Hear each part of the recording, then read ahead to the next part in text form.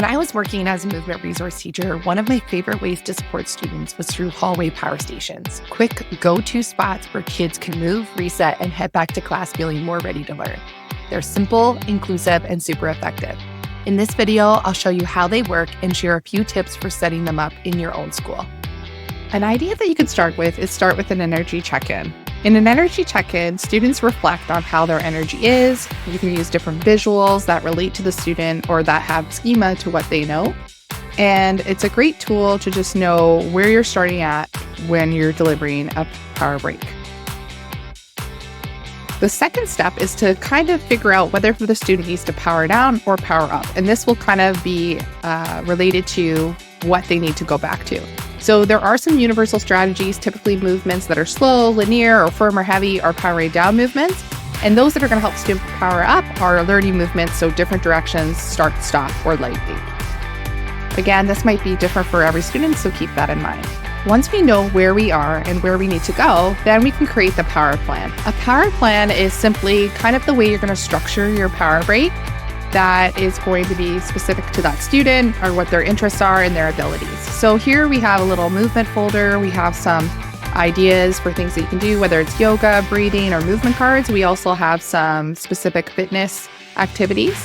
Here we have a list of different visuals and types of exercises that are really easy to do in a hallway space. So students can check that out and pick those activities to help facilitate their break. We also have a movement poster series, which includes standing and seated movement that students might want to engage in as part of their power plan. The final step is to go back, reflect, and check. And this can be done throughout the power break to make sure you're on track, but also can be done at the end. That way you kind of know what the energy is of the student coming back. You also can consolidate it through doing maybe breathing activities or more calming activities as well. There's also an additional energy check-in that relates to perceived exertion that students can high-five to check in with how their body is feeling. Students might also access different spaces, such as a sensory space that has a little bit more sensory exploration with visual and tactile tools and soft seating.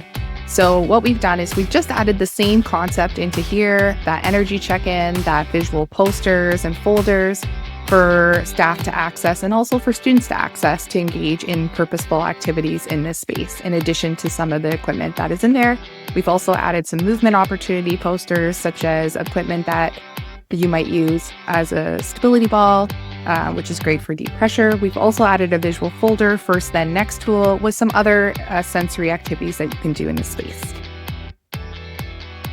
So that is a quick recap of some of the tools and activities you can use to facilitate power breaks. We ideally want to aim to make sure the power break is more purposeful, so we're engaging students in activities that are really helping their energy power up or power down. We want to make sure the power break is a positive experience, so it's fun and engaging and is centered around their interests and goals. We want to make sure that it's proactive, so this means we're setting students' energy up for success before dysregulation occurs. We also want to be present with students, whether that's giving them motivation, moving with them, or cueing them through their break.